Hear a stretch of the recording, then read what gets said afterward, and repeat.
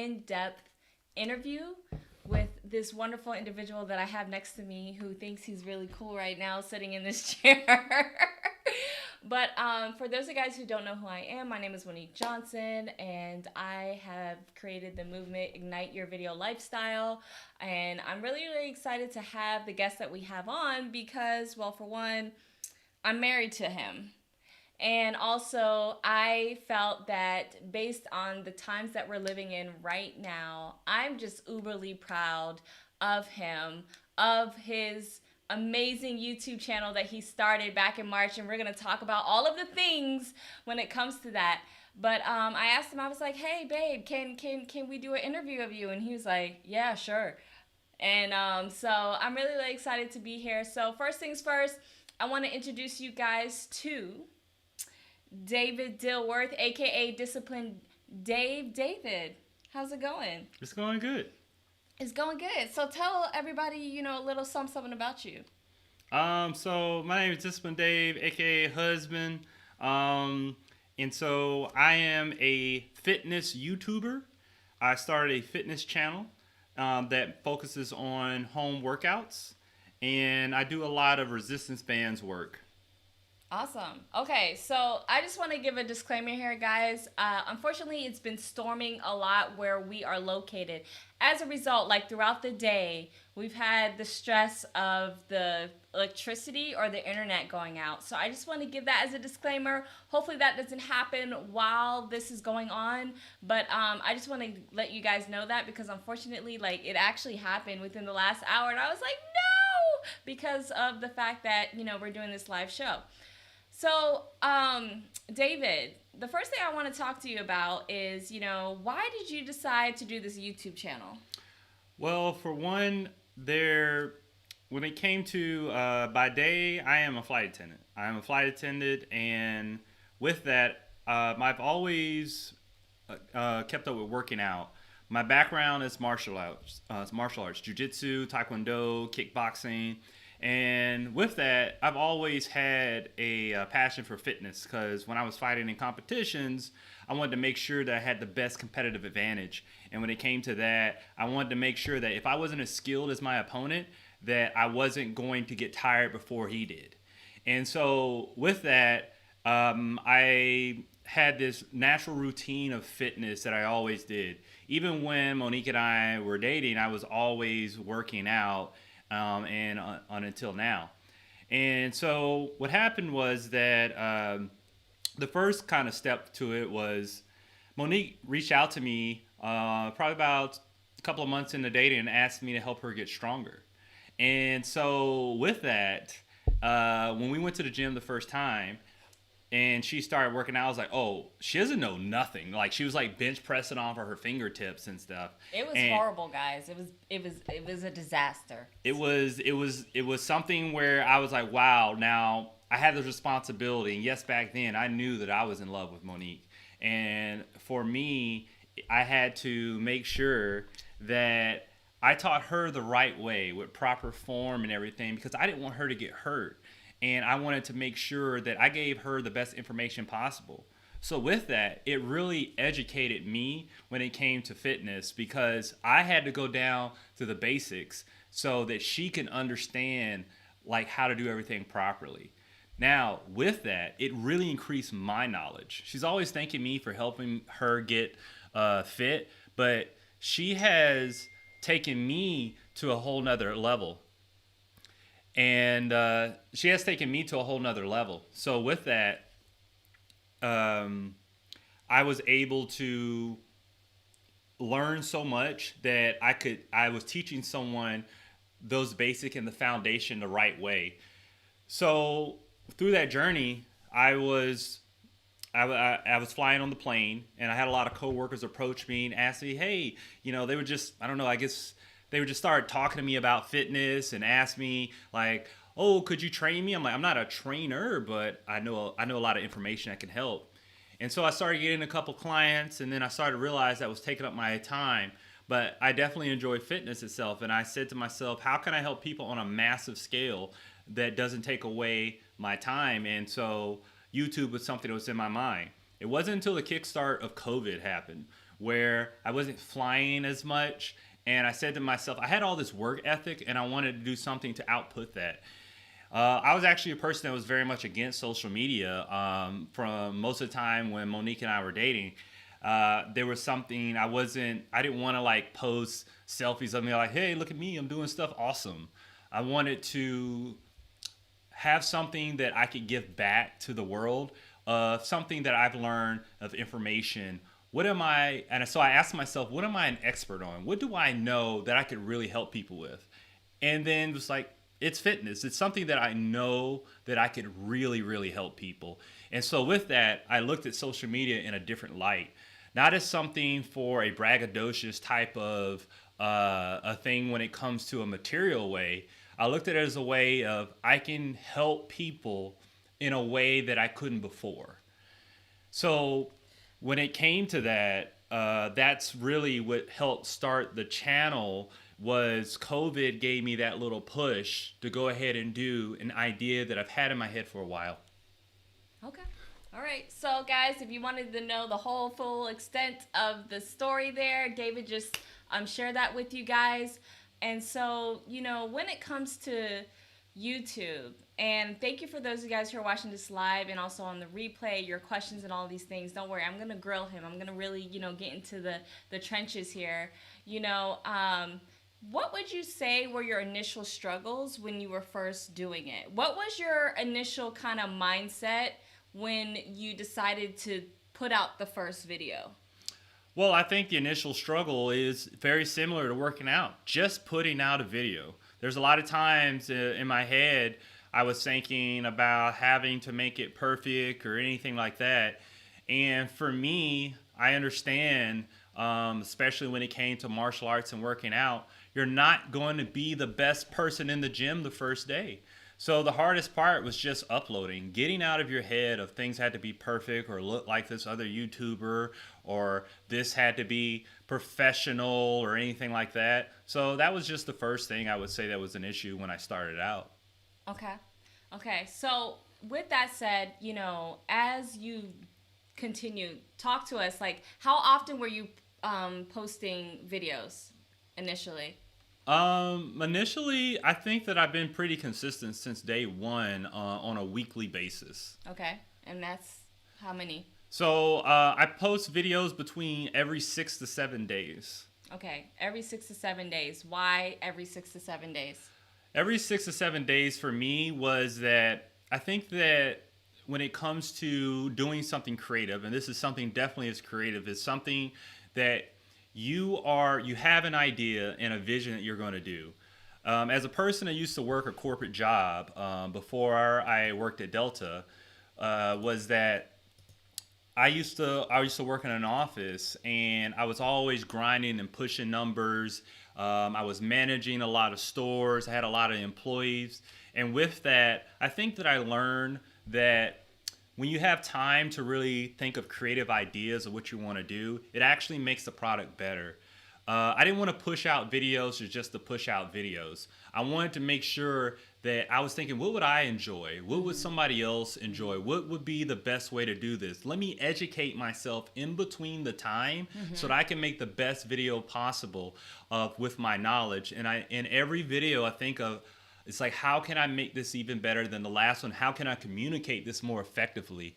And so that was kind of my mindset of doing it weekly. It was just, I felt like that was the right amount of time that I need to develop that creative mindset to get the best possible product out of it. Okay. I love that. Okay. Awesome. So there's so many directions that I want to go to. So the first thing that I want to bring to people's attention is, I've been shouting it from the rooftops. My wonderful husband has been able to reach some major milestones, including one video of his, which we'll go into detail in just a moment, of it being over 100K views. He just shared with me he's almost 100 away from 4,000 subscribers. This is all starting from scratch, guys. March 2020. Yeah, so subscribe right now, Discipline Dave. I'm only 100 away, and then after 1,000, there's going to be another giveaway. Look at it, Discipline Dave. That's my plug. Right.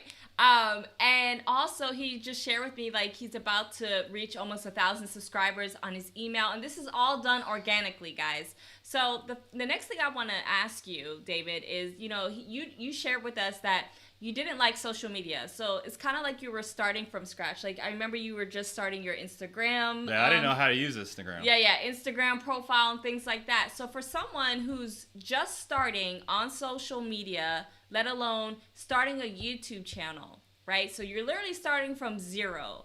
When you were first posting your first, let's just say, 2 videos, what were the things that you were doing to get the word out there? So for me, I thought to myself, where can I find people that want to watch my videos? That was like the question that I asked. It was, I mean, I've talked to people about fitness who really didn't care. And then there's people who, they got like a water jug or something with them, and then they're all about it. And so it's like, how do I tap into those people? The people that I feel like are my demographic of people. So what I did was, I went and joined Facebook groups, and I literally joined like every single group that had like over 1,000 people. All right. I didn't care what the admin said about we don't, no YouTube videos or no content promoted or anything like. I did not care. All right. Now He was ruthless, guys, ruthless. And so it was just, I literally went to where fitness people were, and I said, here's my video. And for me, I had a lot of confidence that I put a lot of time and my energy into making the best video possible. And I felt like if people could see it, then they would appreciate what they're viewing.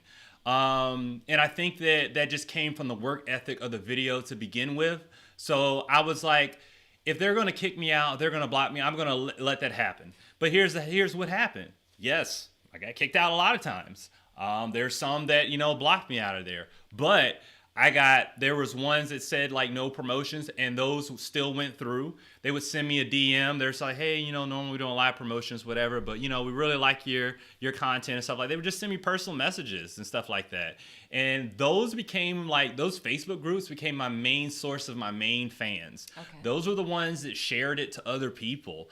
And those groups, the ones that remained and all that there, were initially my biggest views. If I looked at my analytics, I saw that a lot of them were external through Facebook. Also on my personal one, they're probably tired of me posting the videos and stuff like that there, but I started from the grassroots of, okay, if I'm going to show this to the world, I could at least show it to my friends first, because the internet's going to be more brutal than your friends. And so for me, it was like my personal Facebook groups were initially what I went to. There were certain like forums and stuff when it came to fitness forums, and I would just kind of like put my video there on a comment and stuff like that. And literally person to person, I talk about it to everyone. I hold that thought for a second, actually, because yes, I want to, we just talked about real quick, online strategies, which transition over to offline, meaning that's the one thing that I admire about David, and I will even admit that I tend to be shy about. Like the thing he would talk to any and everybody that he felt could get benefit out of his channel. So talk to us, what are some things that you did, including getting business cards? I initially got business cards because literally one person asked me one day, hey man, you got a card? And I didn't. And I felt like, I don't want that situation to happen again. That was literally my mindset. I was like, I got to get a business card. And that was very early in. Probably like a month in, but I said that I never want to have that feeling like not being a professional and not having something that they can take tangibly home after they forget talking about me, have a reminder in their wallet and be like, oh yeah, I got to check out that guy's channel. And so I literally got a stack of cards. I would leave cards at dry cleaners, at food places and stuff like that, wherever I could. When I talk to people, and because the topic of fitness kind of comes up, you start to realize that once you start getting in shape, people just start telling you like, hey man, I got to get in the gym.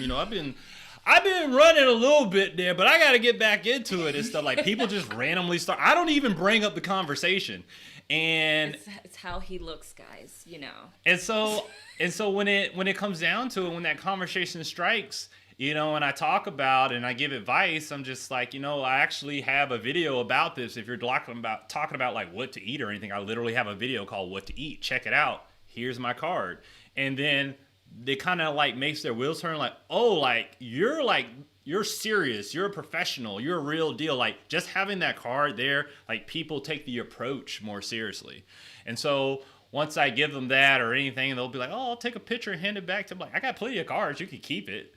And so, and so, literally, just when it comes to that, having those conversations and stuff, I feel like every time I talk to somebody, or when it comes to fitness, it is an opportunity. And I'm very proud of the content I make because I spend a lot of time into it. When I first started editing, it would take me 8 hours to do a 15-minute video.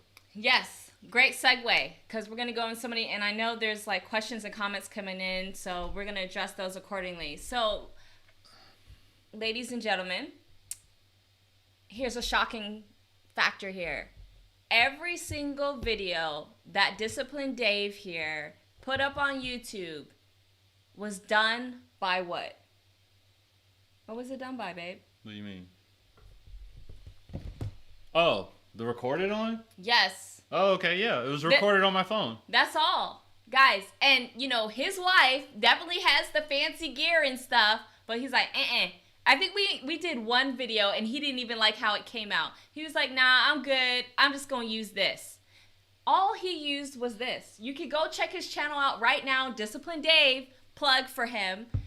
Every single video was done on your phone. Okay. Mm-hmm. Why did you decide to do it on your phone? Well, for one, I felt like I was comfortable with the phone as far as how to use it, and I wanted to feel comfortable as I made the video. Two, I wanted to make sure that it was in 4K. Okay. Talk to us about that. So I wanted to make sure that the quality was 4K. There was a lot of YouTubers that I follow that their content is in 4K. And so I just felt like my phone was 4K and Monique has some nice cameras, but it was like in 1080p. And I don't know, I'm just like big into graphics and stuff like that. I felt like the quality, in my opinion, and me to manage it was better. It was like I can understand the frames per seconds better. How to lock in my focus and everything like that. And so it's just what I was comfortable with. Okay. So what you were most comfortable with and what you had, you didn't want to make it, complicated or anything like that, right? Mm-hmm. And so, and then eventually the only other thing that you added was a microphone. Right. That was it. So well, I just felt like for me, because people know my wife as like a social media queen when it comes to video and stuff like that. I really wanted it to be something that I did from the grassroots up. Like that was another reason I think with the phone there. I wanted it to be like something that was my project that I could handle and manage every asset of the business. Mm-hmm. And I knew that if I used one of her fancy DSLR cameras, it'll be a lot of questions. I'll be taking time away from her or anything like this. I wanted to do it straight up grassroots. And so that was kind of like my mindset behind it. Okay. Love it. So for those who feel that you need the fancy smanchy stuff, you all know I come from the, I guess, grassroots area of use your phone. It's not going to stop you from being successful, especially on YouTube. And especially if you have the most recent versions of a lot of phones out there, they record in 4K. So you don't have that excuse either if, if that's something that you really want to have, et cetera, et cetera. Okay, so... Oh, you were asking about microphone. I didn't answer that. Oh, I didn't ask you, but I was just saying you added the microphone. Yeah, I added a microphone. I use microphone I use a Snowball microphone. I think it's like $50 or $60. I used it when I used to be a podcaster back in the day, and that's the microphone that I use. So I just wanted to use stuff that I knew and I was comfortable with, things like that. Okay. Awesome. Okay. So also, I just want to bring to your attention and give a shout out to your mother. His mother is the biggest cheerleader, y'all. Like that's another thing. When you get those cheerleaders and they spread the word for you, like his mother, my mother-in-law, shout out to you, Georgia Dilworth. Love you, love you, love you. She was telling any and everybody and just raving about it. And so, that's why we say don't be shy to share it with your loved ones and friends and things, because especially when as it goes with anything, when they see that you start gaining momentum, more people will come on board and things like that. So I love the fact that, David, we'll go visit my in-laws, his parents, and, he'll talk about it and rave about it. I remember one time your brother was over and was like, what? You got a YouTube channel? And everybody was, checking it out. Also, because... No, he already knew. Oh, yeah, he already knew. Like, that's the thing that shocks me when I meet people right. who have watched the channel. Like, I just never... I don't know. Yeah. Yeah, you never know. And when it does happen, I'm just like, you're watching too? Like, or I'll get messages and stuff from people. It always surprises me that people watch it. Yeah. And also because, recently, and I know some people are going to be like, but, David and I have been very cautious, but we've been going back to the gym physically. And I remember initially David would just... the people the regulars, if you will, who go, he will talk to them. And it's to the point now, especially when David releases a new video, we'll go up in there, yo, Discipline Day, what's up, man? And then they start asking him all kinds of questions. Yeah. So he's like a mini celebrity in certain local places. You'll be surprised. So I love that. Now, the next thing I want to talk to you about or ask you about is really figuring out your audience, and then we're gonna actually kind of go over to your actual YouTube channel, if that's cool. Yeah. So initially, talk about who you were looking to target, because you remember at first, David was broad, and he and I kind of had a little battle where I was like, you need to niche it down, and he was against that initially, right? And then I don't think it ever was a battle. I think I've always been open into niching. It was just how to find the niche. Oh, okay. Excuse me, my bad, guys. Yeah, I don't think that was ever an issue. I mean, I always understood niching down. Okay. Well, I know for a lot of people it's hard to not want to be broad and instead like niche it down and to like a smaller amount of groups. So at the time, it was actual other flight attendants, correct? Well, yeah. So, I mean, I started off pretty niche. It was just my niche didn't want me. So my first niche was that I wanted to help flight attendants with fitness, because a lot of what came about of me wanting to do the channel. Mm-hmm. I'm sorry, guys. Continue. I was trying to, it's not pausing. Go ahead. A lot of what got me into wanting to do the channel was to help people, because I was training flight attendants.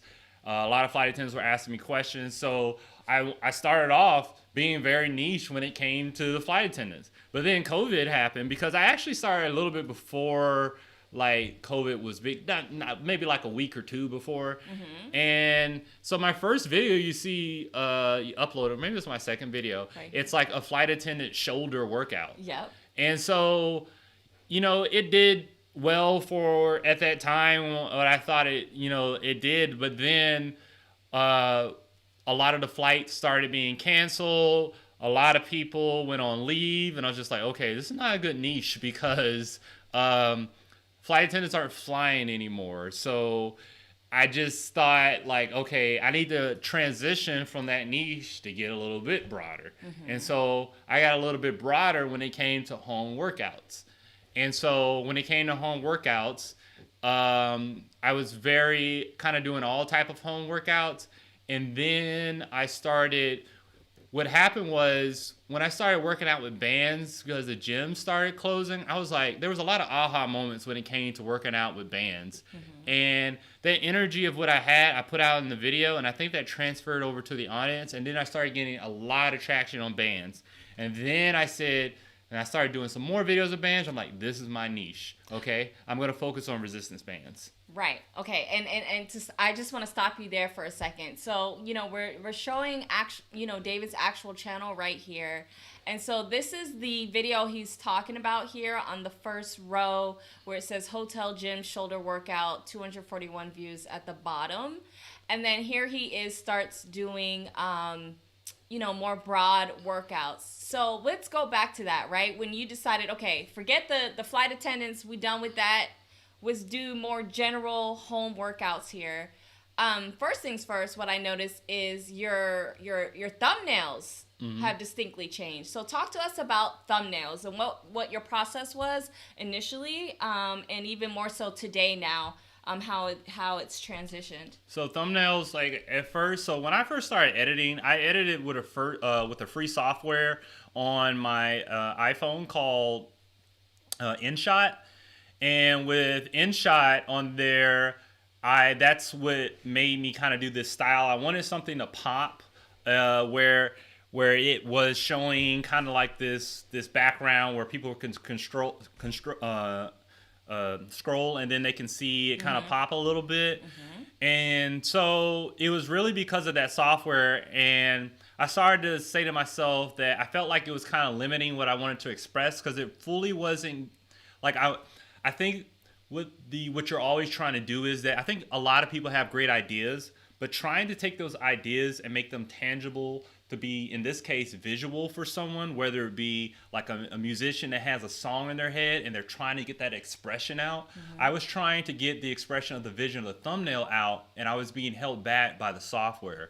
And so from there, I upgraded to iMovie because it was free already in my computer, and that really made it unlock for me to change my thumbnails, because now the vision that I had of how I wanted to pop out on screen is coming to fruition. And then eventually, because I learned that in iMovie, it definitely expanded what I could express, but it still was limiting because I couldn't like move things to a certain side, like certain text or anything like that. And so I know that the pros use Final Cut Pro, and it's $300. And so I said to myself, well, they gave out a free trial for 90 days. And so I said to myself, if I can get 500 subscribers in 90 days using Final Cut, and I'm going to educate myself, and I know it's a very expansive software to learn. And I really learned a lot from other YouTubers and going down a rabbit hole on YouTube on how to use Final Cut. And once I got to Final Cut, it was just like I had a plethora of tools that I could use of ideas that are in my head and actually bring those to life. And that's why you see the progression of the thumbnails. And I hit 500 subscribers right on that day 90. And I've been using Final Cut ever since. And it's just been a great tool for me to help me explain how to help others in fitness. Love it. And so, when you were first doing the transition from flight attendants to home workouts, what were you thinking here? Because I remember some of these were like, things you could use at home. And, there's even the one where you included me in it. So let's talk about like what your thinking was during this time and deciding to change your audience. So who were you talking to, and what were the things that you were trying to get across as you're transitioning? You're realizing, okay, this particular niche ain't working, so let's go to something else. All right, so I'm gonna use the mouse here, if y'all can see this here. I'm gonna tell you my thought process through this whole like expression here. So these first two videos were videos that I filmed on my phone, kind of in low quality. Even though the first video I filmed in a hotel gym on a layover, because I was like, oh, I don't want like people in the video and stuff like that. And so these were videos that I had made with my phone with low quality. I don't even think I did them in 4K or anything like that. Just my first couple of videos. And then this third video was the same way too. And then I came over to flight attendant. I was like, you know what? I need to niche down. And then here was a video that I felt like I wanted to super produce it. I had multiple cameras, this and that. This is my transition now to iMovie. So we use a lot of different angles, a lot of different film when it came to that. And that was like one of my first major projects, and it showed in my views, because that was for me my first biggest hit. I mean, it has 800 and something views right now, and at the time that was like amazing. And is this the one where you kind of like was emulating like a music video? Was that Right, right. Yeah. So talk to us about that. Yeah, I wanted to make it like this, like a fitness rap video. Okay. So like I had on my cool Yeezys on. I'm a big sneakerhead out there. If you're watching, hey, send me some sneakers my way, okay? Just hit me up on YouTube in the comments, DM me on Instagram at Discipline Day. I love sneakers. So anyways, so I had that, and then I had this vision in my head of like a rap fitness video. So I had like, I know like back in the day, the old school rap videos, they would have like who it was produced by and the name all in the corner as the camera's like moving in slow motion. Yeah. And I wanted to bring that to life in the fitness. So I did that with there. And then I wanted some like dope trap music. I'm from Atlanta, trap music, don't hate. Okay, we know that it's not the most deep music, but it makes your booty shake. And so I wanted to make sure that I had a video. I wanted to do that with that video. And then from there. Wait, hold on. Hold up. Let go of the mouse for a second. Right. Sorry. Go ahead. Then from there, I wanted to make sure that I gave people the best information I knew. And when it came to face pulls on there, I feel like that really changed me, a game changer in fitness. But go ahead. Okay. So when you're describing these videos, because they can't see your cursor, just make sure you're descriptive, like second row first. Second row. Yeah, okay. Go ahead. All right. So I'm on the second row on the far right. Mm-hmm. And then from there, that's when I first started using bands and in the videos. Oh, yeah. Uh-huh. And I felt like that really kind of represented it well. That was another one that did well. And in my head, I'm not thinking like, oh, it's like the bands or anything. It's just the home workouts. And so then I go, and views kind of dip down a little bit as I'm scrolling left. And then I did one, I was thinking like, okay, people are in quarantine. Maybe they don't have any equipment or anything. I'm just going to show them how to do workouts with household items. And then, so this is when Final Cut Pro starts to come on. I'm kind of playing with thumbnails, different ideas. And then I said to myself, I want to make sure that I don't come off as a meathead that's only for men. Mm-hmm. And so I approached Monique and I said, I want you in the video because I want a more of a female audience to kind of see that this is for anybody. I don't want people to look at me and say, look at his physique. I can't be that. I haven't worked out in a long time. I can't possibly do these things. I needed Monique to show from a different perspective of a different body type, a different gender, to let people know, hey, you can do it too.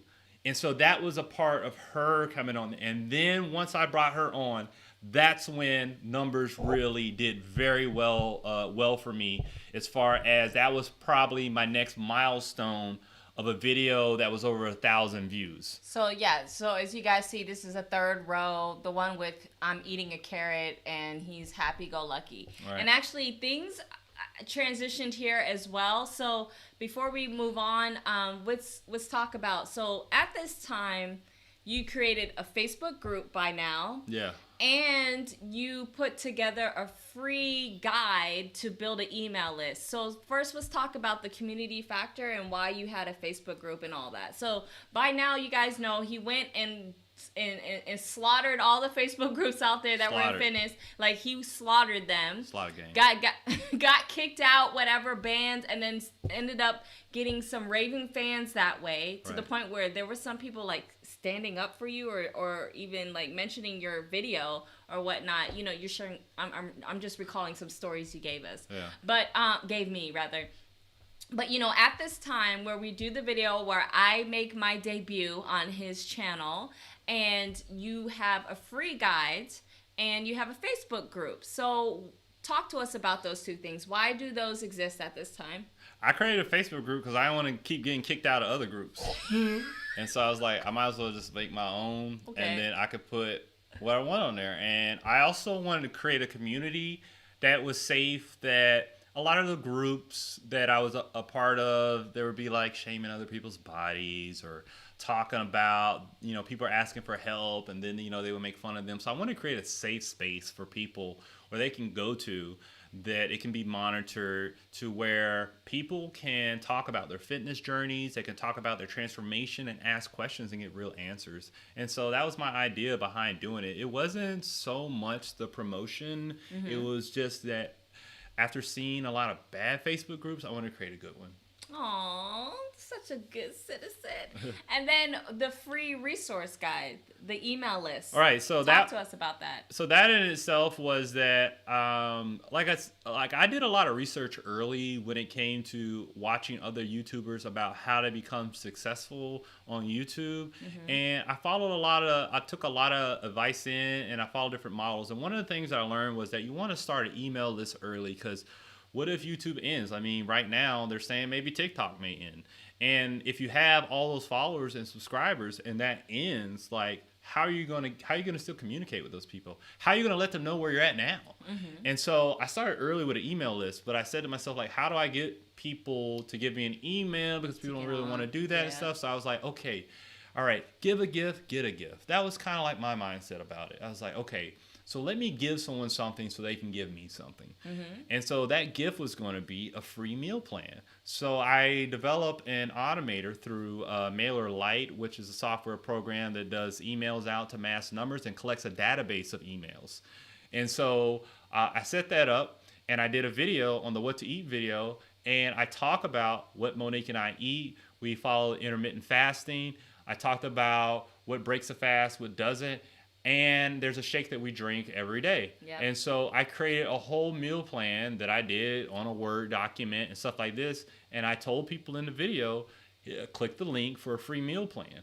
And when they click the link, when they click the link, it prompts them on a website where they enter in an email to get a free meal plan. So their gift is a free meal plan. My gift is their email. And when I ever have anything I want to promote, anything that I want to sell, or anything I want to talk about, I just click that button there, and that created a stream of revenue for me. All right, so we're going to get into that for a second. And another thing, as far as this video where I made a debut, I think is when his world and my world started to collide, because, or come together. I don't want to say collide. That's a bad term. Because some of my friends were hitting me up and saying, yo, I just watched David's video and I signed up for his meal plan. Shout out to Colin Yearwood. Like, he personally gave me a phone call. I made sure to put him on speaker, and he just raved to David, just giving amazing feedback on, the resource guide that you put together. Yeah. And so this is when, again, guys, remember, he turned up his nose to the whole social media thing, and then look at him doing exactly the things that I'm like, yeah. So I feel that this was definitely the initial turning point, like he stated before, for his channel. Now, also, because he had that Facebook group community, and there happened to be some females in there, there was also the voice of putting me back in there. So even not too long after we did that initial video, David had me come in again, right? And so that was just all on the premise of listening to his community and his audience. Let's also talk about, which we forgot, the reason why you did this resource guide. What David did in his Facebook group was create a simple poll. You remember that? Yeah. Okay, so talk to us about that. So to figure out kind of what direction I want to go in the videos, I literally ask questions. So I use my group. I know that people here that are in my group enjoy my content, so who better to ask what more content to put out? And so I created a poll where I asked people about certain things, like about how many times a week would you want me to go live? What would be the next workout that you want to see? Anything like that. And I used that feedback to help shape around the type of content to create, because those were the people that were watching it. So might as well ask them. There you go, ladies and gentlemen. Keeping it simple. And then let's talk about, you said, with email and having this list now, you've created a new revenue stream for yourself. Right. And I remember, me being in the online marketing space, I'm like, okay, David, we got to develop this relationship. You got to make sure you're emailing them at least once a week, da-da-da-da. But David was like, and he pushed back. So let's talk about your strategy and how you're going about monitoring and growing more so engaging your email list, and how often you're communicating with them, and just your mindset. Because I remember you gave me an example of like a comedian, et cetera, et cetera. Yeah, an example of a comedian. What was it? What did I say? You mentioned how a comedian was able to launch his career because he Oh, yeah. see? Okay. Okay, All right. let's go. So, yeah. So I guess the comedian analogy that she was saying, because she was saying, like, for, like, make sure you do it weekly and stuff like that. And in my head, I'm, like, thinking, once I get emails weekly, they become like mundane, and then I want to hit the unsubscribe button. And so I was like, I didn't want to do that. I want to make sure that every email I sent, like, there's a reason for it. They had a purpose to it. So that way, when you do get it, you're more prone to click it. And when she's talking about the comedian, there's a comedian out there who he made $1 million in a day, and he did his special himself with no HBO backing, no Netflix backing or anything like that. He's his own producers and stuff like that. And he sent out an email and asked for $5 for it. And he's very like, the email it doesn't seem like, it seems like just someone just typed it to you and did it. And he just kind of explains to you like, hey, I know that you could probably, after you download this, you can share it if you want. You can steal it. You can make multiple copies. I'm just asking for $5. That's it. And just that simple, like, even I paid the $5, which I don't like paying for anything on the internet if I don't have to. And so I liked his strategy, and I wanted to use that strategy when it came to how I send out emails. I didn't want there to be a pattern. I wanted it to have purpose.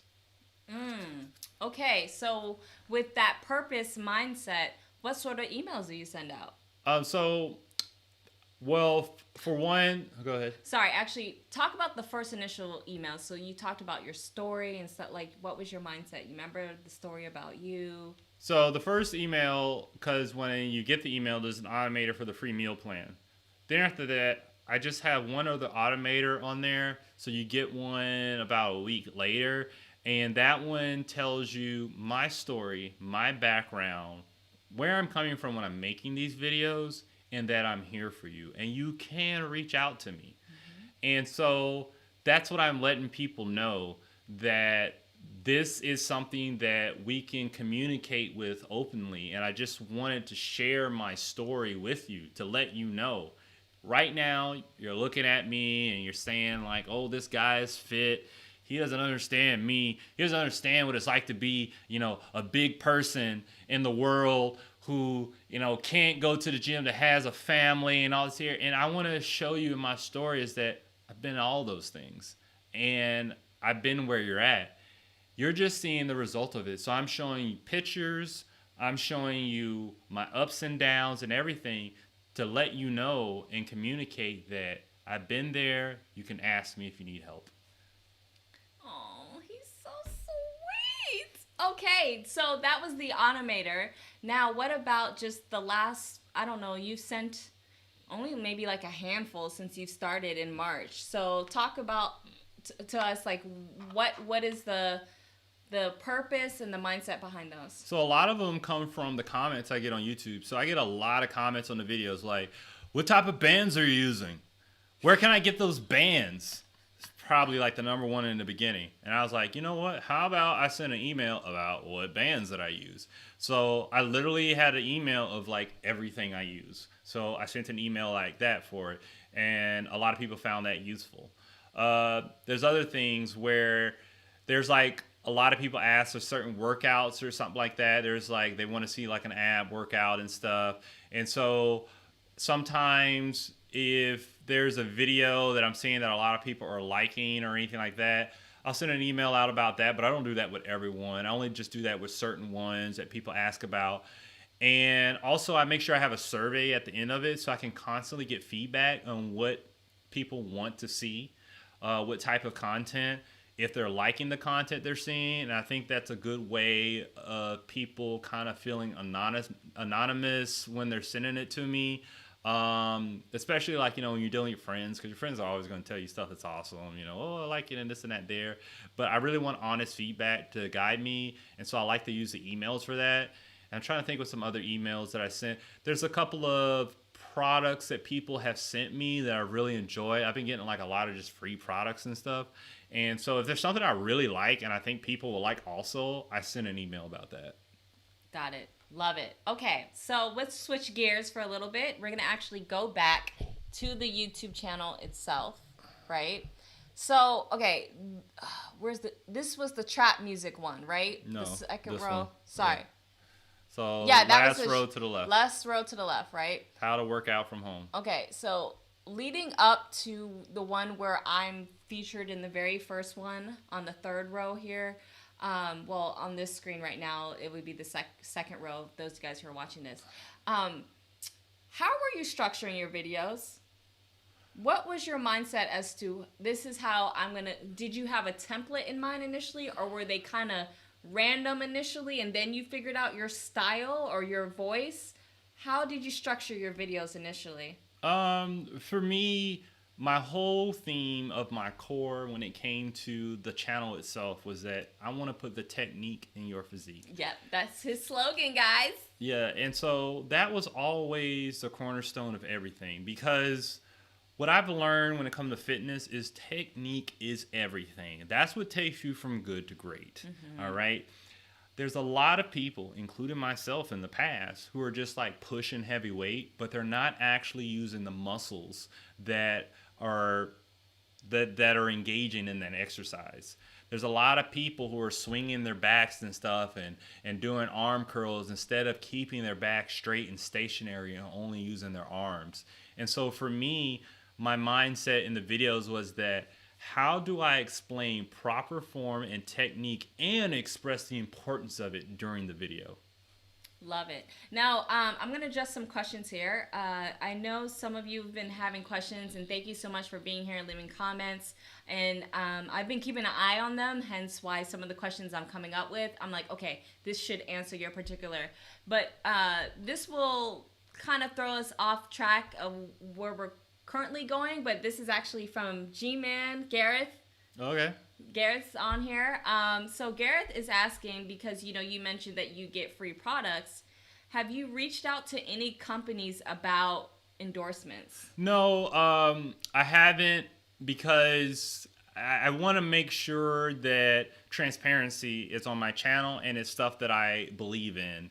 One of the things that I've learned is, also we'll talk about this in my stream of revenue, is that I have I've been able to get some freelance work and they pay well. Mm-hmm. But what I have learned is that the reason why I started this is because I want to make sure that fully my ideas and my thoughts are expressed. And I've learned that working for someone is still working for someone. Yes. Whether it be freelance work or going to an office. I enjoy the freelance work that I'm doing. I love the money that they're paying me to do it. But I feel like I'm doing someone else's vision instead of mine. And the other thing is that when I'm doing someone else's vision, I feel like there's a tendency for me to hold back, because I want to create these ideas and these moments for my baby. And so I never want to do something and hold back. And I feel like when I'm endorsing something, then I'm working for someone else, because I'm endorsing their product, their ideas. And I think it takes away from being genuine for the channel. And I'm in this position where I'm beholden to them. And so trust me, I get a ton of offers all the time about stuff. And then I have to say to myself, it doesn't fit the brand. And I have to tell people that I'll be honest in the review, but honesty means you may not like what I'm going to say. Mm-hmm. And if you're okay with that, then like I'll go ahead and accept your product. But yeah, that's kind of how I feel about the whole endorsement. Yes, it's a good money grab, but for me, like I said, I was against social media for the show me type of thing. It's all about, I want to help people as much as I can on a broader scale. Yes. Love it. Love it. Okay. Now let's go back to your channel real quick because this actually brings up, and I see you want to say something. Oh, with that said, if Nike you want to reach out and you want to give me some shoes, a Jordan brand, I'm okay with that. Shoes are good. Okay. Don't pay me. Just send me the shoes. That's all I care about. Okay, boo boo. All right. So, did we tackle? Yeah, you answered as far as how you're structuring your video and stuff like that. But it comes across this one right here, right, where it's unlisted, a message for you. I remember you sent this out to your email list, correct? Yeah. Okay. So why did you create that? What's this about? So this is an unlisted one. So make sure you join my Facebook group, This One Dave Army, if you want to see it. I only posted it there. Oh, and I sent it out in my email list too. So this was a video that showed. I wanted to express. This is when I reached 100 subscribers. I was like, man, 100 subscribers. Like I wasn't even expecting it, especially so fast. And so I want to just thank people in the video. I just wanted to take a moment to thank it. I didn't use any fancy equipment or lighting or anything. I just propped up my phone. I was really dumbfounded by the fact, like, wow, I got 100 subscribers. And so I just wanted to make sure that I let people know. And I think like a month later, it was like 1,000. And I remember I was like, man, I just made that video. Wow. And so, yeah, that was it. I just wanted to thank people. Like, I tell you, like, I'm still shocked that people watch the channel. I'm still shocked that, they're subscribers. I'm shocked that I'm making income off of this. I mean, it still feels like a honeymoon phase that's still continued on, and I don't want it to end. And yeah, guys, look, like it's not even the best looking. This is all on his phone. And I purposely muted it. So if you're thinking, oh, we can't hear it, that's on purpose. But look, this is here. He's just being genuine and just talking about, how he's feeling at the moment. So I love that you did that. I thought that was great. Oh. Yeah, that was awesome. Well, okay. Great people watch it.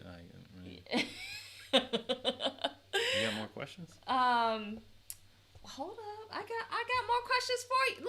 Let me do this. I like answering questions. I know I had a lot of questions on my YouTube channel, so I just want to make sure that people get them answered. Yeah, sure. I'm looking through it and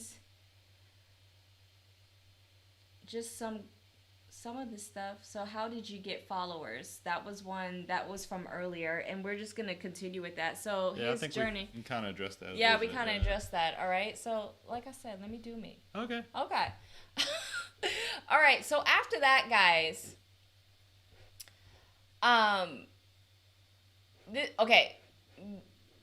This one that we're looking at.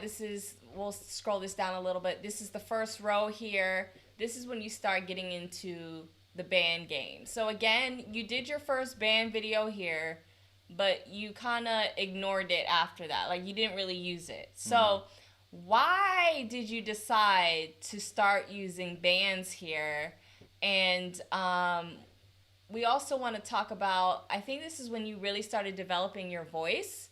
So I'm going to even open up some of these and just talk to us about how you go about doing your videos from structuring it. And, because I'm the person helping him record these videos. So he's like, okay, boo-boo, this is what we're going to do today. And da-da-da-da-da. And then if I give a suggestion he don't like, he's like, no, this is the intention for this video. So let's talk about that. Yeah, I'm very demanding when it comes to the videos there. It's like, when you're half naked on the internet, I want to make sure that things are right. And so, yes, Monique's been very patient with me when it comes to the videos. Mm-hmm. And also want to make sure that I do the viewers justice. So the first breakthrough video was my total body band workout.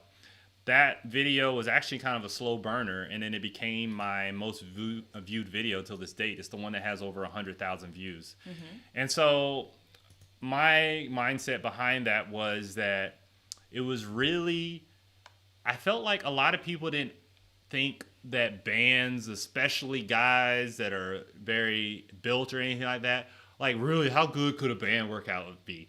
And I remember working out in the... And let me stop you for a second, sorry.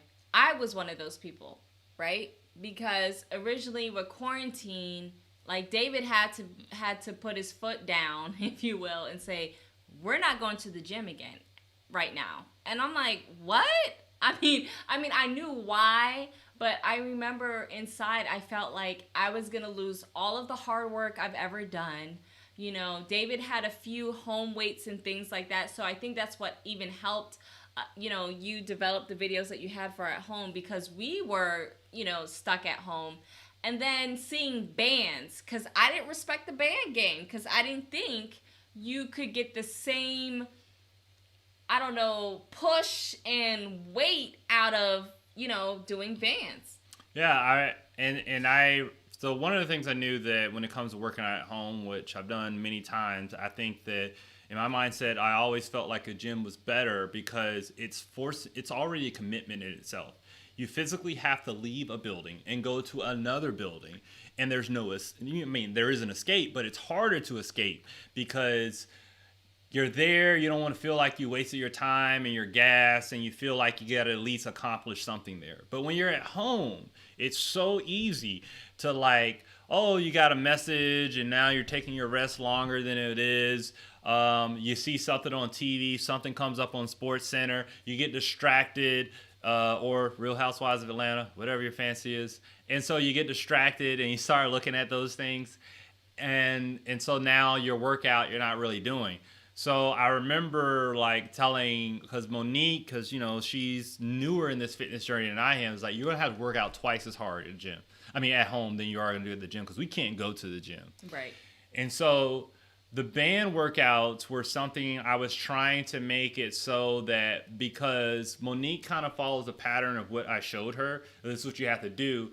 And so she's looking at, well, I can't do this and I can't do this. And I'm like, sure you can. And so I showed her with the bands. And so once I started working with the bands and showing her, I was like, this is actually better. Like, and then she's like, I don't see how. I'm like, you got to do it with the right technique. And if you do it with the right technique, you'll see that you're actually like, I felt like, okay, when I'm doing a side lateral raise where you bring your arm up like this, you see a lot of people in the gym, they're like this with 2 dumbbells or something like this.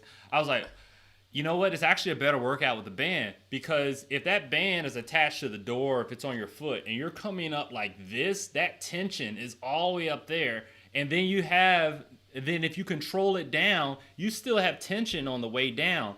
So it's easy to use momentum and get up and then just drop it down. But with the band, it's making you more honest. Mm-hmm. And so I remember like saying like, this is something that people should know, because I think people don't take bands as a serious workout as they should.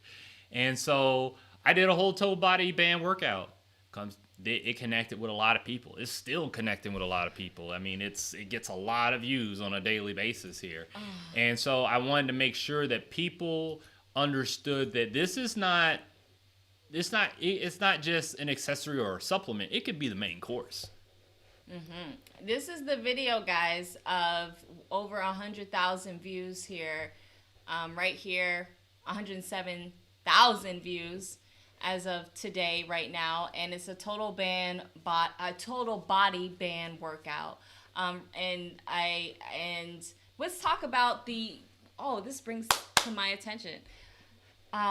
So first things first. Let's talk about, how do you come up with your topics and all of those amazing things? I mean, my topics, it's just something that I build off of what works. So the one video, this video here, total body band workout, I was like, that phrasing, the way I did the caps and everything, is something I was just like, let me try to mimic that in other videos. I went with what works. I'm like, okay, so this is something that caught people's attention. Mm-hmm. So I started modeling my videos in that type of phrasing. Mm-hmm. Okay. And as far as your description, mm-hmm. all of these things, you know, compared to, let's look at a video from... Well, I changed all those, so they're going to look similar. Oh, okay. And I'll tell you the evolution of my description here. Yeah, please do. Yeah, you can't see what it was in the early days, but in the early days, it wasn't much there. It was a description of what the video is. Here's my Twitter. Here's my face. Here's my Instagram.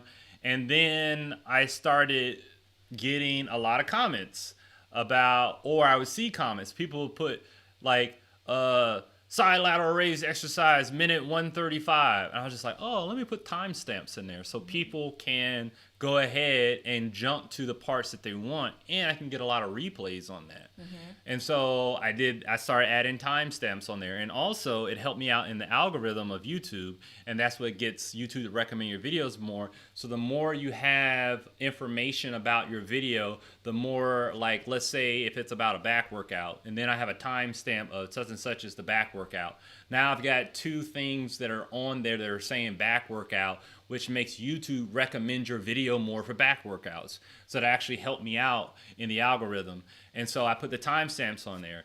Then I had the descriptions on there, and I put the descriptions to kind of measure to match up with my tags to get even more repetition of what's in the video to help out the algorithm in YouTube.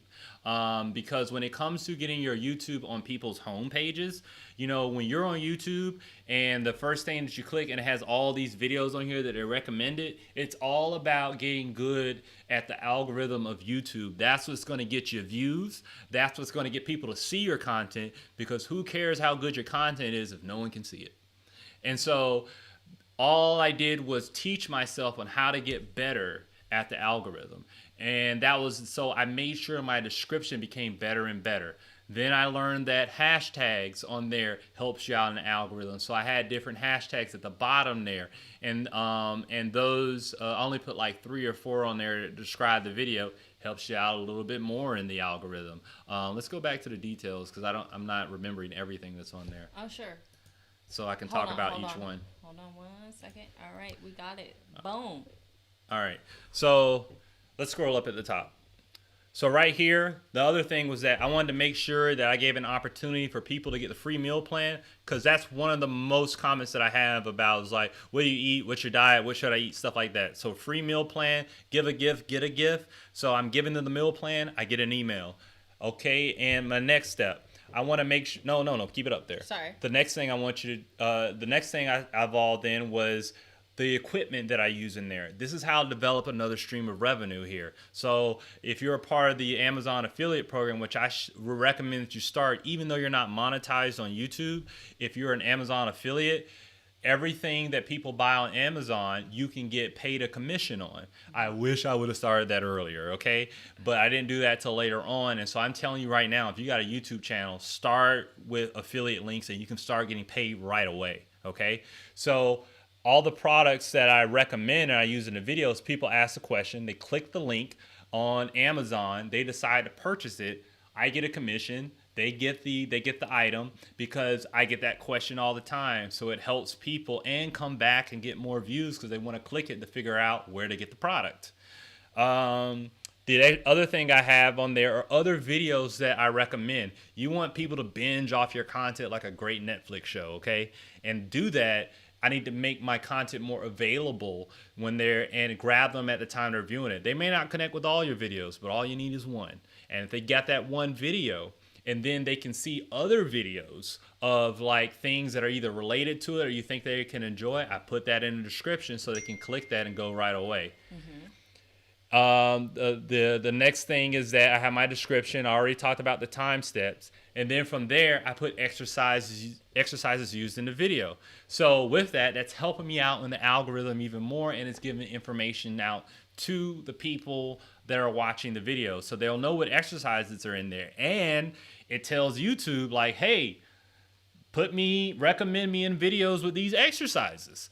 So the description helps me out more. You get recommended, more to get on the home page, more to get likes for people to see your channel and make it grow. Then from there, I have a donation from PayPal. I was just, if anybody wants to donate, they can. No one's donated, feel free to go ahead and do it right now. Thank you. The other thing is that I put on the other resources where people can find me on Instagram, Twitter, because different platforms people connect with more than others. There are a lot of people who go on Instagram and never go on Facebook. All right. I want to make sure that my content is available to everyone. So I have it so they can follow me there. And one of the other major things that I recommend doing is putting a business email. If people want to reach out to you for freelance work, send you free stuff, sponsor your videos and stuff, you got to give them a way that they can find you. And so I put my business email out, and the day that I did that, man, it was like every day people had offers for me all the time. I turned down more than I accept. And so that business email was very important. But here's the thing. I didn't do all this stuff at once. I learned over time. So I'm giving you the shortcut right now. I learned over time about what I need to put in that description to help maximize what I want and what I want to give out to my audiences. All right. Now, let's talk about these comments here. And actually, this kind of parlays into what happens when you first put up your video. All right. So that includes, like, you know, for me, I'm going to put us on full screen here. Like, as soon as his video publishes, he's like, boo boo, you got to go watch it. You got to go like it. You got to do these different things. So talk about, as soon as you upload a video to YouTube, what are the immediate action steps that you are doing to make sure it takes off? That brings it to another point, and I'm going to circle back to that. Okay. One, none of my subscribers would, if you're a YouTuber out there, and I know you heard about this, is sub for sub. Hey, you subscribe to mine, I'll subscribe to yours. Or they join Facebook groups to get that. I don't have a single one that way. All of mine are organic. Some people even do these trades of viewing times. I'll view your video if you view mine, because to get monetized on YouTube, you have to have a minimum of 1,000 subscribers and over 4,000 viewing hours on there. So some people try to game the system that way. You can't game YouTube, okay? They're smart, okay? People, it's owned by Google. Hello. MIT 4.5 GPAs work there, and they're working on the algorithm and stuff. Right. You can't game them. Right. So if you try to do it, yeah, you can get yourself monetized quickly, but it's going to hurt you in the end. Because here's the thing. If people are watching your videos and all of a sudden stop, it negatively impacts you on the algorithm on YouTube, all right? If people are subscribing a lot and then a lot drop off, which is going to happen if you do that sub for sub stuff, it's going to negatively impact you on YouTube. So if you're doing that and if you think that's a good strategy, it is not. Do not do that. Just get better at your content. Get better at marketing at it. At the end of the day, good content is going to win. So you just need to learn to get better and listening to your audience. Now, let's circle back around about when it comes to, you were saying the view. As soon as you upload a YouTube video. As soon as I upload a YouTube to make it take off. So I go to where the people love me the most first. I go to my Facebook groups, okay? Those are my supporters from day one. Those are the people that I make sure they're going to get the videos first. There's such a good group out there. Someone copyrighted my material to sell some bands on a product. I couldn't believe it. I was scrolling. Someone sent it to me. I wasn't scrolling. I'm sorry. They sent it to me, and they said, hey, Discipline Dave, is that you there? That's how you know you made it, y'all. Okay. Somebody like spliced my video into theirs, and they're like selling some products and this and that. And I was just like, man, you got to take this down or pay me, one or the two. And so anyways, I mean, that's how great that Discipline Dave Army is out there. And so I make sure I put it in all. I put it in my group. I put it in all my groups, and I put it in my personal page. Then from there. Remember, watch time, depending on how long people watch your content, is very big on YouTube, because YouTube wants people to stay on YouTube. And so if you have content and eyeballs are staying on there for the entire length or all that there, YouTube's going to recommend your video more and more and more. So the first thing I do is I watch my video. I make sure I watch it all the way to the end.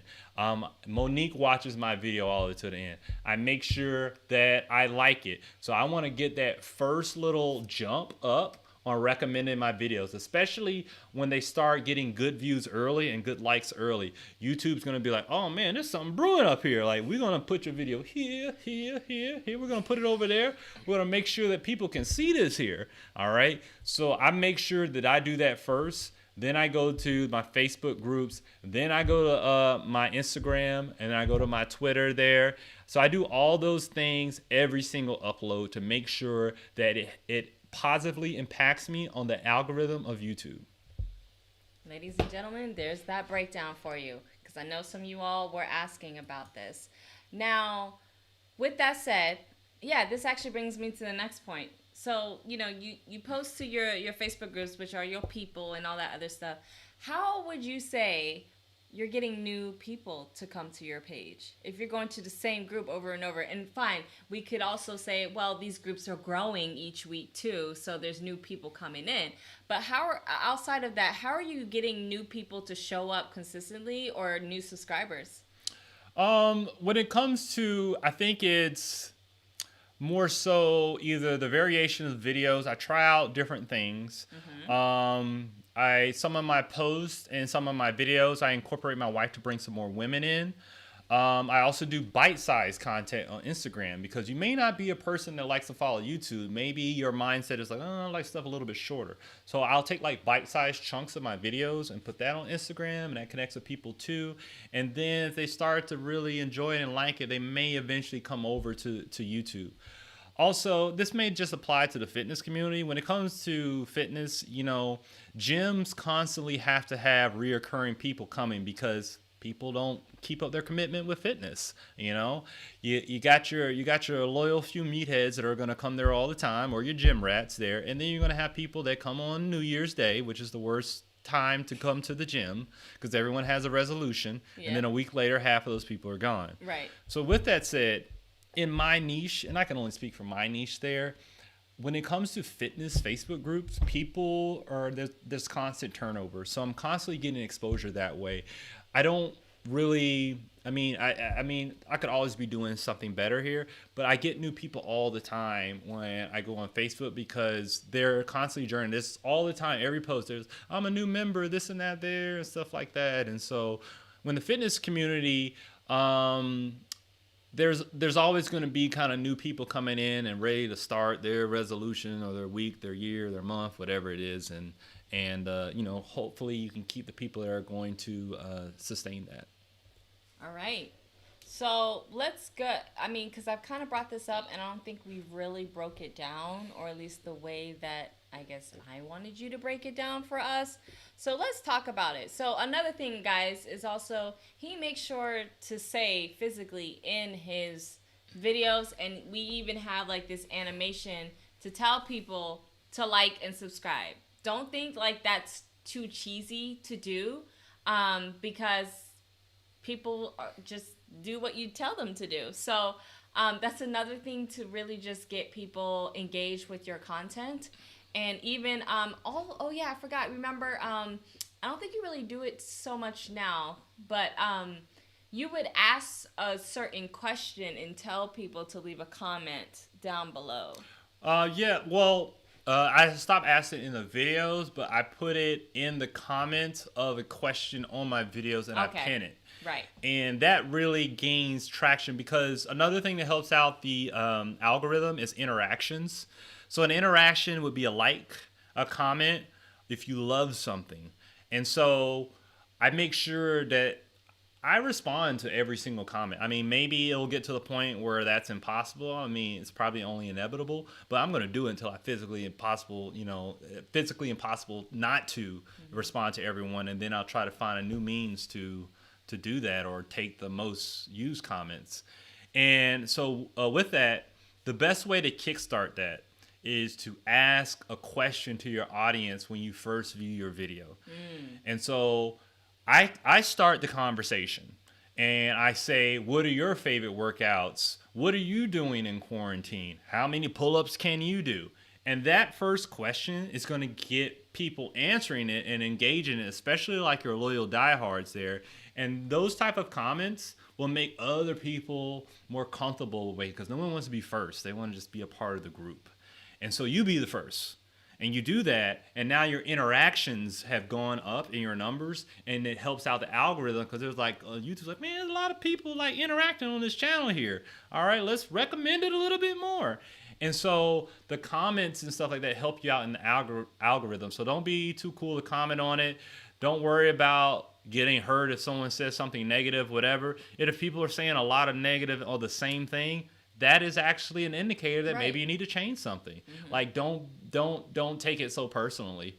Learn from those things, and then you'll see that you can get better at it and grow. Somebody will probably always say something negative. People will say 1,000 great things, and you're only going to focus on that one negative there. But if it's only one, you can't make everyone happy.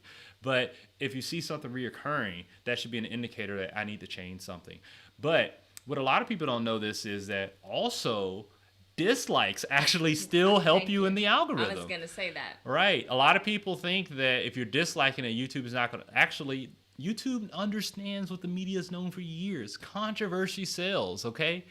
If people are disliked, I even tell people, if there's something you don't like, hit the dislike button. Just let me know what you're thinking. Mm-hmm. That actually helps you out in the algorithm. So any interaction, whether it be positive or negative, it's going to positively impact you on the YouTube algorithm. So if someone, I remember when I got like my first dislike, whatever, I was just beating myself over and stuff. And then I learned like, oh, it actually helps you. I was like, man, that's not a big deal. Oh, I didn't know that. Yeah. This was like one of my pull-up ones and stuff. People were like, you didn't go all the way down on your pull-up, bro. Come on. You got to go all the way down. You're halving those pull-ups. This is terrible. How could you be a YouTuber? You don't go all the way down. I mean, that kind of hurt me a little bit, when it came to that there. But then after that, I said, you know what? I'm going to show you. And I got even better at it. And in my latest video, I went all the way down just to show you, yes, Discipline Dave going all the way down on his pull-ups, okay? Whatever. Yeah, I was contracting my strapula. It's actually better for you to do it that way. But anyway, side note. Okay. All right. So I love that. And thank you for sharing all of those things. Couple more things. Okay. So I'm looking over here, guys, at the screen over here. I might as well just show you guys what I'm looking at. So, it doesn't look like I'm ignoring you. So, okay. Once you hit the 1,000 subscribers, what unlocked for you mentally, and also what did YouTube reward you for it? Oh, so yeah, I got an email from YouTube. I got an email when I got 100 subscribers, 500, and 1,000. And what they did was they showed me I had when I got 500, you're like, you have more people watching your channel than on a Boeing 717 aircraft. And I was like, oh, that's pretty cool. That's smart for them to keep you motivated. So yeah, I mean, I got those things, and then I remember just I was thinking to myself, if I got 100 subscribers, I'm legitimate. And then I got 1,000, you gotta have you gotta have at least 100. That doesn't look that good. So if you have 500, you're legitimate. Then you have then you're not happy with that, and then you get 1,000, oh yeah, this guy's serious, whatever. But I think that I kind of always gonna feel it's not going to be enough, and I think that's a good and a bad thing. It's a good thing because it's going to keep you motivated to keep going and pushing for the videos. But Monique the other day had to pull me aside and it's let's go to Olive Garden, socially distanced with masks and big tables in between. Yeah, we by did. the way. And because she's like, you should celebrate. I didn't know you had a video over 100,000 views. You should do it. And in my mind, it's just I don't. Was yeah, okay. I just feel it could be more and it could be better and stuff like that. And she just had me kind of stop and smell the roses. And I think that's what a good partner is for you. It just kind of lets you know what you kind of need. And we took that day to celebrate 100,000 views, and then. It was just, I remember just being so happy just to get 100. And so now it's there's these new normals that are keep reaching all the time. And it's been a wonderful journey. I love it. Now, this is more of a selfish question, so I'm going to have you take over the mouse, Okay. right? So I'm going to bring this selfish question for me. So, ladies and gentlemen, when David... The one thing I love about his personality, when he goes all in, he goes all in. He is in obsessive mode. Yeah. So, homeboy... Michael Jordan, Last Dance. Yeah, pretty much. That's how his mind works. When his mind is set on something, you can't stop him from nothing. So, as a result, ladies and gentlemen, when we're watching shows in the living room... Homeboy got his computer up or his phone and he's looking at analytics. So let's bring up your analytics. Yeah. And talk to me what is going through your process or in your head when you're looking at the analytics. All right. So when it comes to analytics, you want to make sure that your analytics is gonna kind of be your gauge of where to go in your channel.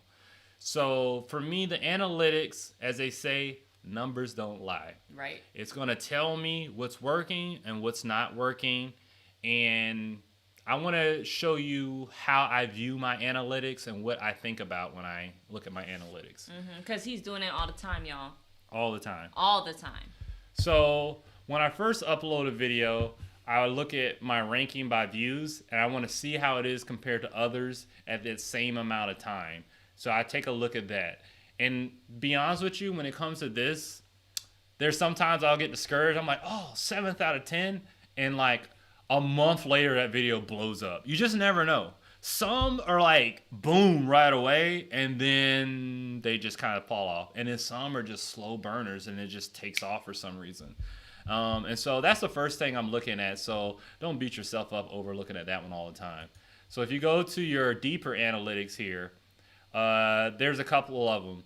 So the thing that I love to do the most is that, so YouTube, they're like sometimes, okay, I'm going to talk about revenue. That's the thing I like to do the most. I like to look at how much money I made every morning when I get up. Sometimes they'll do it around 4 o'clock in the afternoon and I can just sleep good because I know how much money I made, and it's a day behind when it comes to your money. And then sometimes they don't do it till like after midnight, and so like I'm already asleep. And so the first thing I do every single morning is look at how much ad revenue I made. So if you take a look at this number right here, it says $429. They haven't updated it for today, so it's probably gonna be something in the morning that I'm gonna rush to my computer for. This is how much money I've made in YouTube so far. I've only monetized. This is a 28-day for the last 28 days. I only monetized last month, and it was on the 15th. So this is actually under 28 days. All right. So this is how much money I made just from ad revenue. One stream of revenue. I have multiple streams that I monetize up, but this is just off of ads. So if I take a look here, it shows me every day money that I've made. And usually it does a good peak when I release a video because I'll get a lot of views on that video that's there. And so that's the first thing I usually look at. And then from there, I look at my views, and it shows me daily on different views. Now, when it comes to views, you may have views one day, but you may not make as much money. Like you'll have more views one day, but that day that has more views, you may not make as much money as the day has less views. So let me explain that to you. So YouTube lets you put ads, multiple ads. Like, have you watched a YouTube video in the middle of it? It's like 5, 4, 3, and you can hit skip on there in the middle of the video. Well, the video has to be over 8 minutes long for you to put multiple ads on there. So let's say you have a video that has less views, but it's longer, so you can put multiple ads on there. You're going to make more money off of that video. So that's why you can have more money on days when you have actually less views, because people are watching a video that's actually longer. So there's more ads that are placed on there. And then I take a look at how many subscribers that I've gotten from the day before, the next day. This is what I do every single morning. So I'm looking at that. Now, what I do throughout the day is I look at my real-time analytics. So this is as it's happening right now. So I love looking at this all the time. So it shows you a 48-hour window, and it shows you 60 minutes. So from there, I can look that in 48 hours, my best video that I have on my channel has viewed 3,372. And then I can look what's happening here on as far as how many views I've had. And I just got 2 views right now. So it went from 68 to 70. And also on these graphs, it shows you the times of the views you got. So with those times, I can actually gauge on when my viewers watch videos. So that's how I determine when do I upload. My viewers, you guys like sleep in, all right? Y'all ain't no early birds, okay? So between 10:30 and 12, that's my peak time of views always, all right? 10:30 and 12. So I upload my videos at 10:30.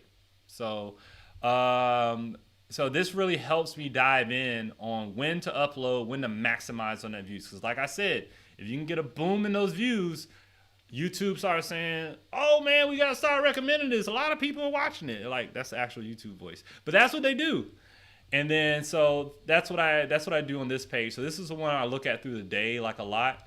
What I like to do is, This is in reverse. Okay. What I like to do is that I look at where my views are coming from. So over here on the reach, I can look at my sources. And so it's showing that YouTube has suggested my videos 42% of the time. That's great. Yeah. That's huge. So that's like, so a suggested video is like, you ever watch a video and then they'll have like another video that comes after it, or they'll have on like the side of videos that they think so that you may like. So you want to get on there because that's how you're going to get a lot of exposure. So 42%. 23 are YouTube searches. Browse feature. So this is like being on the home page. That's what I was saying. You want to get on people's home pages. So if people are subscribed, it's pretty much going to be on their home page. But if they're not subscribed, but they're like into fitness a little bit or something like that, and YouTube may just put it on there because they can see that a lot of people like this video.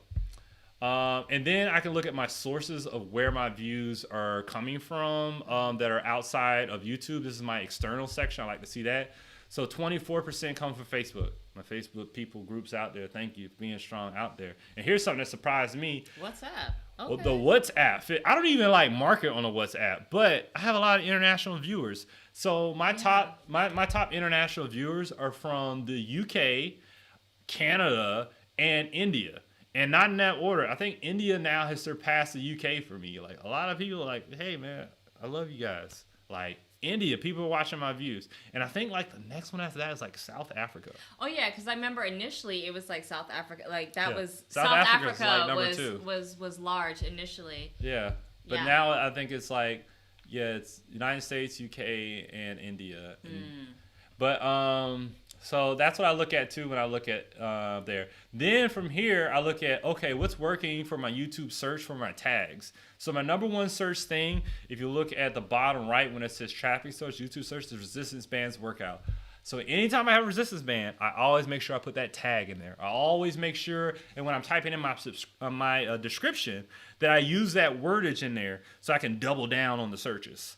And so when people type in resistance bands workouts, YouTube promotes my video on there more than most with that one there. And so I can see what's working when it comes to with the put in those tags and stuff. And this is overall on the channel. You can also break this down by individual. So I do that too. So if you go to videos and you go to your analytics, you can get that. So let's go to that one that's my best video. The 107K. Yeah, 107K. So we can take a look and dive in deeper on that video. So I like to do this on a video that's working, so you can know how to like see in future videos, you can apply those concepts that worked in this video. So in here, this video alone has made me $306. It also shows an arrow that it's still trending upward. It's not slowing down. So people are still really liking the video. Thank you, everybody.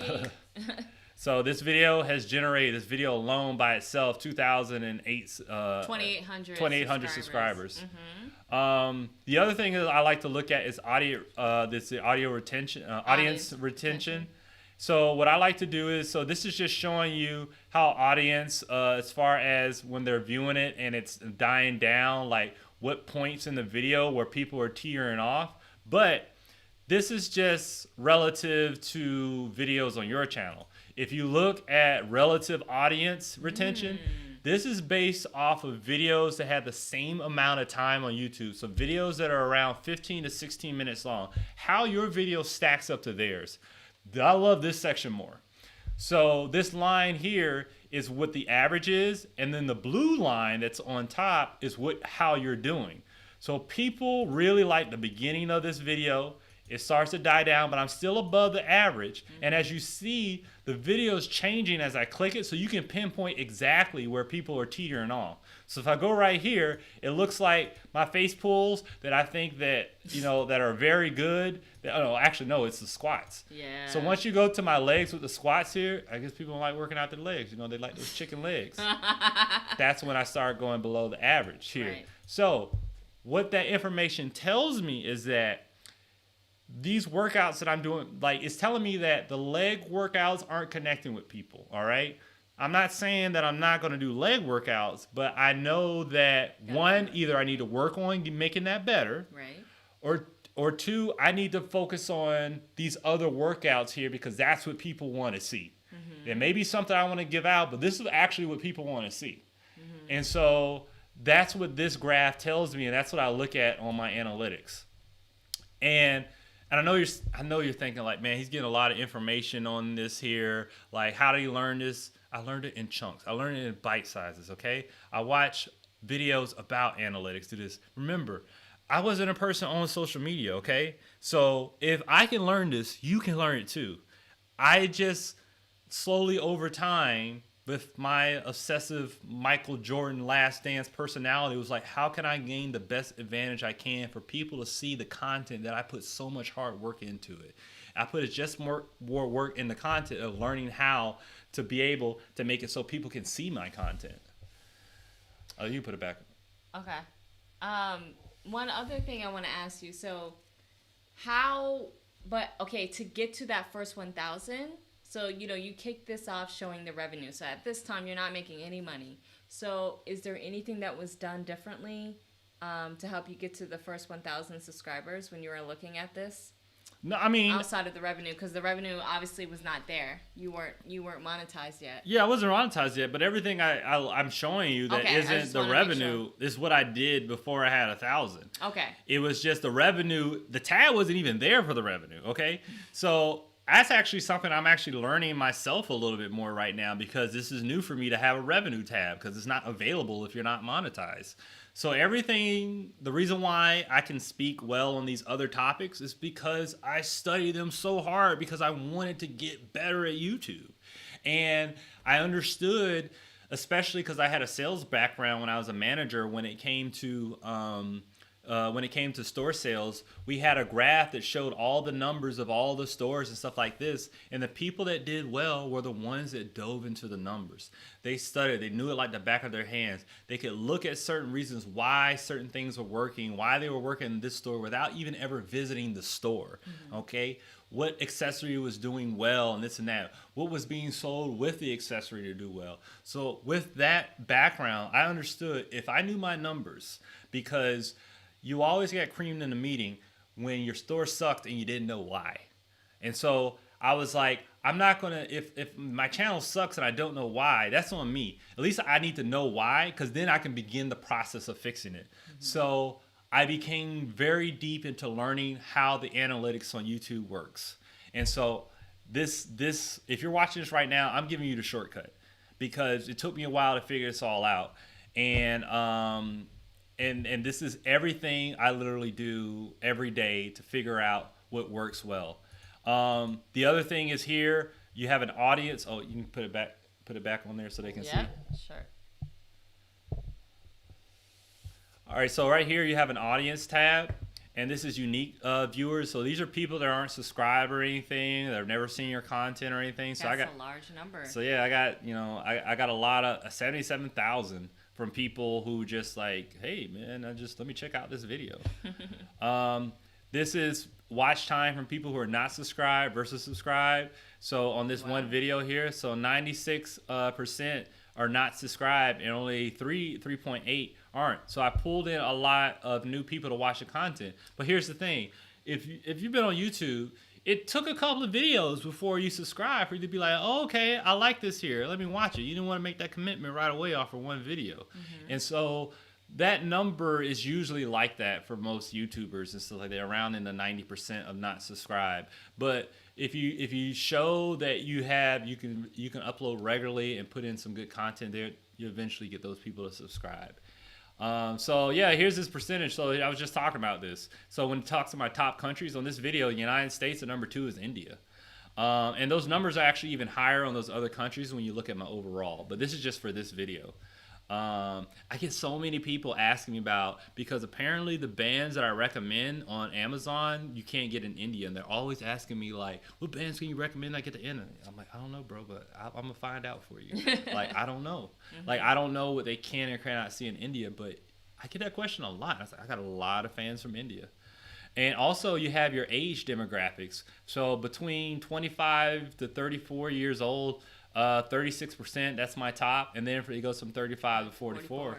And so it lets me know, like, hey, should I put trap music in my videos? Should I not? Like, what it guides me into what my audience is. And so I'm around that age, so I kind of know, especially because I put in some little jokes with, like, there's like a Little John one I put, it's like, what, on the side and stuff like this. So if I got people, 18 to 24, they probably weren't around when the Dave Chappelle show and the height of, like, Little John, so they may not work in your video. So this right here kind of guides me into what my audience demographic is and what they're probably interested in. And that's pretty much it. And last but not least, and definitely not least, which is not so much numbers, it's so much more heart or anything, is your comments. I'm always looking at my comments here, and the first thing I do is I like the comment. Well, it's probably only like 2 I didn't like. You guys were mean, so I didn't like it. But I like 98% of my comments. Helps me out with the interaction, helps me out with the algorithm. I love it on there, and I make sure I do a reply. So I've got 3 interactions there. So every comment, I put a reply. So I'm doubling down on my interactions with every video, which is going to make YouTube recommend it more. And that's pretty much what I do in analytics all the time. All right. I love it. Oh my goodness. So those guys that are still with us, thank you so much, because I know this has been going on, but I love all the information that he divulged to all of us. Was this helpful for those of you guys that are here? Because I think some of you have been here since the very beginning of us airing at 8 p.m. Eastern. But I hope this was beneficial to you all. Again, I'm so proud of you, David, because, you started this back in March 2020 of this year and have made... Yeah, I don't think viewers know that. Like, I started this in March of this year, or... Yeah, I mentioned it earlier, but those who are just joining us, like, all what he's sharing, guys, he just started this YouTube channel this year, back in March. Every single video was recorded with his phone. The only other additional thing was a microphone. And then, he's just been sticking to it. And, he pretty much gave you all of the things. Like he said, he had to learn this, go through the hours. I saw him just digging in and all this other stuff. And the reason why I had him come on was, I've done a YouTube channel before. Actually, when he and I were first started dating, I had a co-host. Video connected us. Yes, I had a co-host YouTube channel where even till this day has thousands of views. I think the largest amount even right now, I think, is 40K. We never reached the 100K mark. And this is years ago, right? So for one, that goes to show you guys, no matter when you start on YouTube, it still is beneficial to you all. We haven't done anything with that YouTube channel for many years now, and it's still getting views and things like that. But I wanted to see and just have someone, a live case study, literally, as it's live, we're showing everything here. And even just some of the things that, I learned from you, how things are slightly different from how they were before. But I think the foundation here, more so than anything else is that, David, you are here to serve and really help your people. I mean, there would be times where I would suggest things and he's like, nah, that wouldn't help. Like, I want to make sure I'm authentic, or I want to make sure my audience is benefiting from this. And I think when you show up, and then what I love also is that every single video, and I've seen it because it's grown.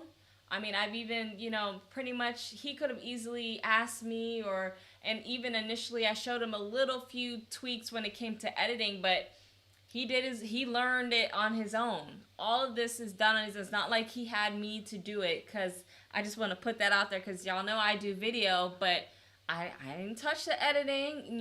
He would do the editing and get my feedback, and sometimes I would do suggestions, or I might help him with a little something, but this has been his whole baby.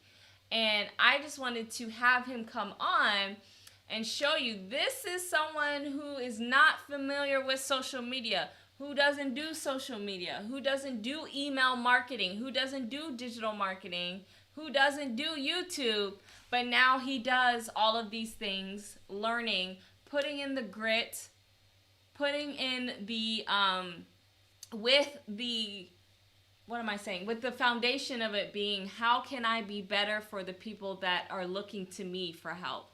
Because he takes that very, very seriously. Yeah, I'm crazy. So anyway, I just want to say thank you for those of you guys that are here and all those great things. A personal plug for him again. He's 100 away from 5,000 subscribers. He's going to do a giveaway for that. So Discipline Dave, if you want to look up his YouTube channel for those who want to get into fitness. And then also for those of you guys who are watching us live right now, and how I even have him come on and make sure to stress to you all, just use what you have at home. We are actually doing a giveaway. So if you guys are interested about the giveaway we're doing, where we're giving away a wireless microphone along with a all-in-one video rig kit that allows you to attach your phone or an actual DSLR lighting kit, then let me know in the comments down below and I'll be sure to give you a link. It's a free giveaway with a whole bunch of goodies in it. If you want to have access to that, be sure to do that, because I want you all to go out and start doing your YouTube channels. And all you need, if you feel that you need some, little oomph to it, like a microphone, then I want you all to participate in this giveaway as well.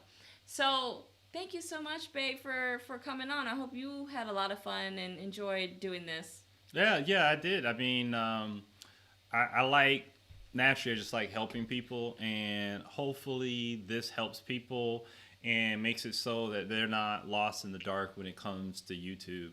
And I would say over everything that I've shown, the analytics, this and that there, if there's one thing to take away is this here. Keep uploading, because you're just one video away. One video from making a breakthrough. You don't need them all to make, you just need one.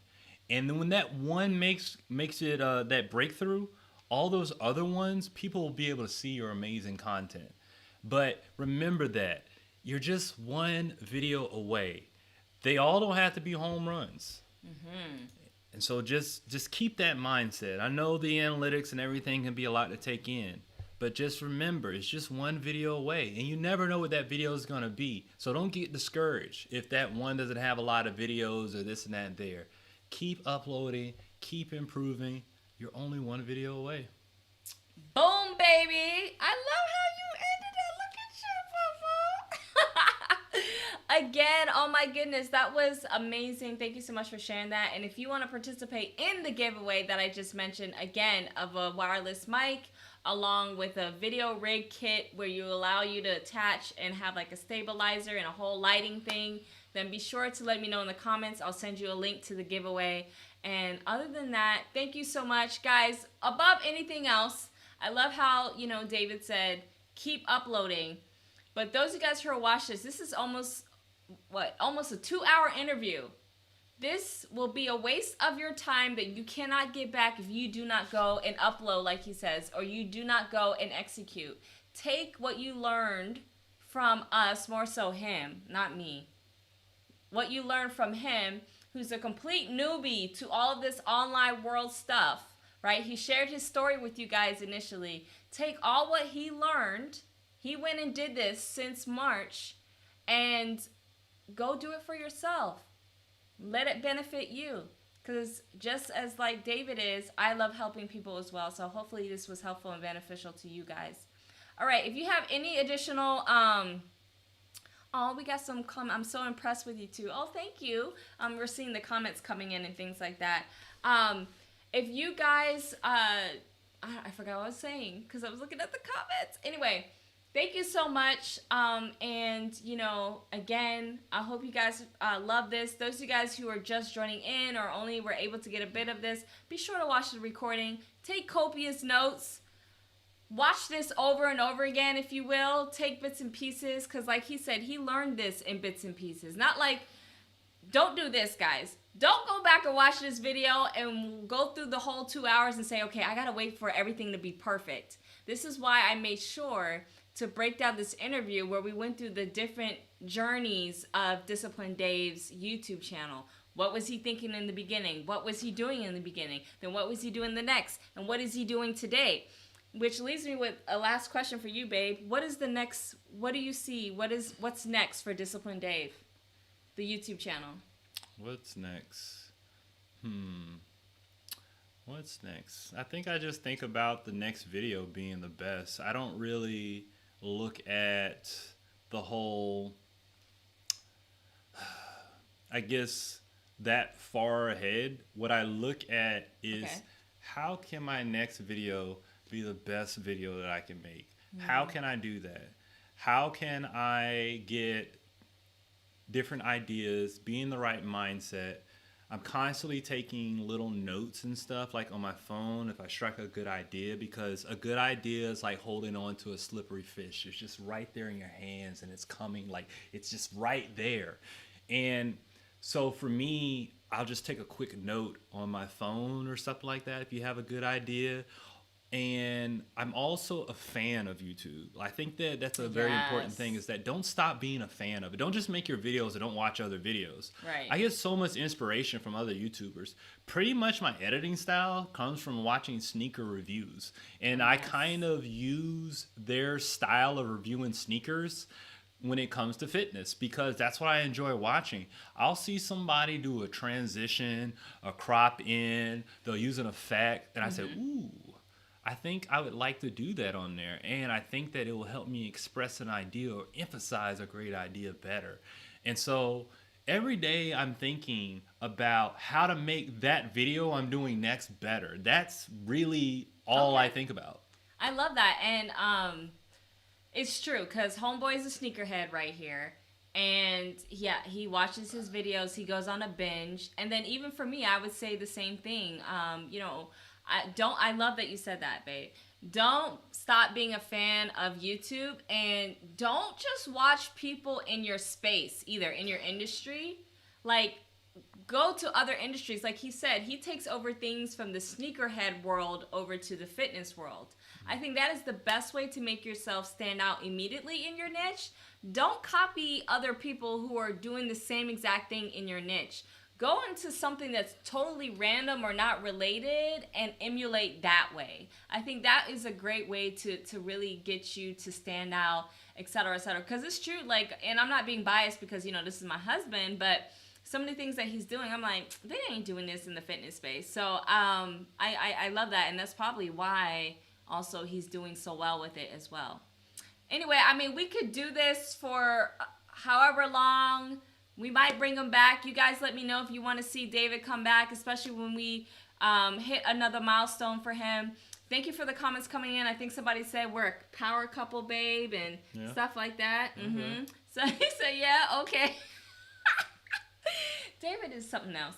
Anyway, again, let me know if you want access to the giveaway in the comments down below. I saw that some people put the giveaway comment. I'll be sure to give you guys the link. I'll go through the comments. And if there's any questions that we didn't address, maybe we'll have David come back on and address those, or I'll have him address them accordingly by writing them out. Other than that, guys, thank you so much for being here. I had a blast. This was everything. Thanks, babe. No problem. All right, guys. We'll see you later.